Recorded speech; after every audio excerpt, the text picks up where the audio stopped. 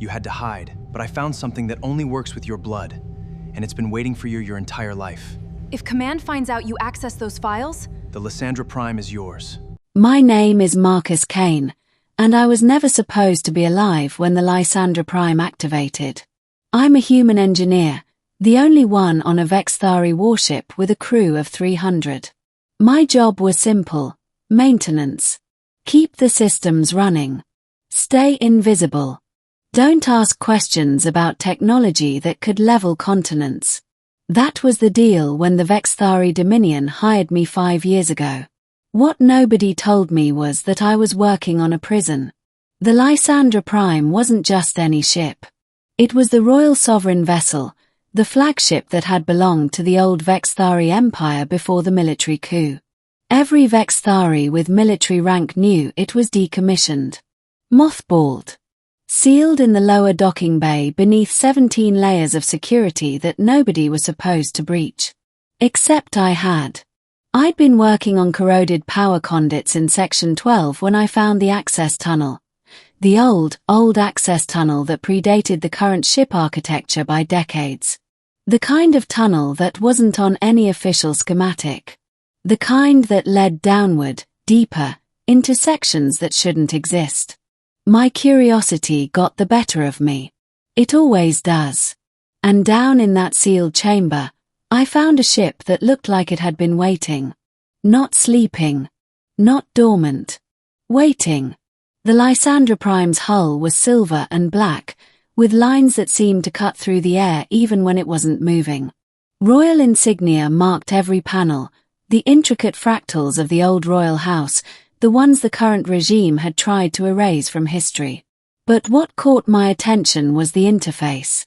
A control console, pristine and untouched, humming with power beneath 1,000 years of dust. And above it, a genetic lock. An interface that read DNA. I shouldn't have done it. I went back to my quarters that night and stared at the schematics I'd pulled. Illegal schematics, restricted files that I had no authorization to access. The Lysandra-Prime wasn't just waiting. It was locked, by royal bloodline. No amount of computing power could crack it. No security override existed. It required genetic authentication from someone of pure royal descent. Someone like Princess Lyra Vexthar, who everyone believed was dead. Disappeared during the coup 20 years ago. Vanished without a trace along with her siblings when the military moved on the palace. But she wasn't dead. I'd seen her. I'd served her tea in the command corridor 6 months ago before I realized who she was. She wore the uniform of a battle commander, silver-braided hair pulled back tight, face marked with the golden ritual scars of rank. Her eyes were different though, older than they should have been. Like someone who'd learned to hide before they learned to speak. She was the regime's most loyal soldier. Decorated. Trusted. No one knew. I made the choice in the darkness of my quarters. Go to the authorities, tell them that the royal bloodline had survived, that there was a ship waiting for it. Get paid, probably get killed, definitely get exiled from the only home I'd had in a decade. Or I could steal her. Not steal her. Steal her back to what was hers. I brought her to the lower dock at 0300 hours, when the night shift was skeleton crew. She didn't ask questions.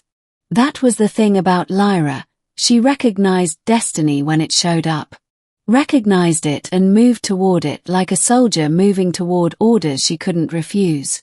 The ship's bay doors opened to reveal the Lysandra-Prime, and she stopped breathing. "How long?" she asked. "Since you disappeared," I said. "This ship has been waiting for royal DNA. For your DNA. I don't know how or why, but I know what it means. The old regime built this as insurance. As a way to ensure that if the coup happened, there would be a vessel that couldn't be commanded by anyone except someone of pure royal bloodline." Lyra's hand was steady as she approached the console. Steady as she placed her palm on the genetic lock. And that was when the alarm started screaming. Red emergency lights flooded the chamber. And the footsteps, dozens of them, amplified and precise and cold. She'd been followed.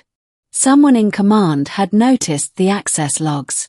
Noticed that she wasn't in her quarters. Noticed that a human engineer was moving through restricted sections at 0300 hours. The doors to the bay slammed open, and soldiers poured in, 12 of them, fully armed, in the black tactical gear of the regime's elite guard. And behind them, moving with the crystalline authority of someone who'd never questioned a single order in her life, Commander Voss, head of internal security. Pale blue skin, white braided hair, eyes that had seen too many executions to count. She looked at me. Then at Lyra. Then at the Lysandra-Prime. Then her eyes went to the genetic lock. The implications hit her all at once. I could see it happening in real time, the moment a military strategist realizes the game has changed. The moment she understood that the royal bloodline wasn't dead. That it was standing in front of her, hand on a console that no amount of firepower could activate without it. "Stand down," Commander Voss said quietly. "Step away from the vessel." Lyra didn't move. "That's not a request," Voss said. "I'm not requesting compliance," Lyra replied. "I'm offering you a choice." And then her hand moved on the console, and the Lysandra-Prime woke up. The engines were massive, old, impossibly old, built on technology that the current Vexthari military had never reverse-engineered.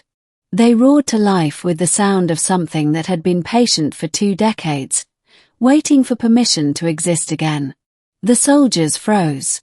All of them. Even Commander Voss couldn't move.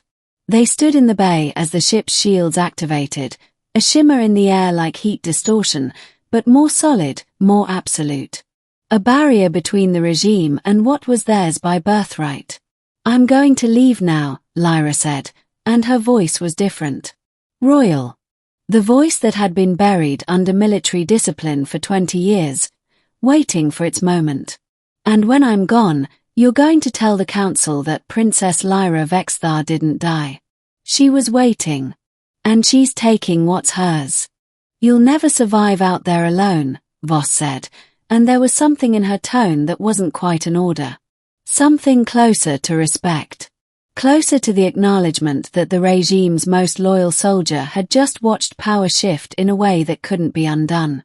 "I'm not alone," Lyra said. She looked at me. "Go. Pilot us out of here, engineer." I moved. Ran for the ship's cockpit, my hands shaking, my heart doing things that would have failed a medical examination 10 minutes ago. The Lysandra-Prime rose on its ancient engines, and the soldiers didn't fire. They couldn't. Their commander stood silent, watching a princess take back her throne in the form of a warship that would rewrite every calculation the regime had ever made about the future. As we cleared the bay doors, I looked back once and saw Voss lower her weapon. And for just a moment, I thought I saw her smile.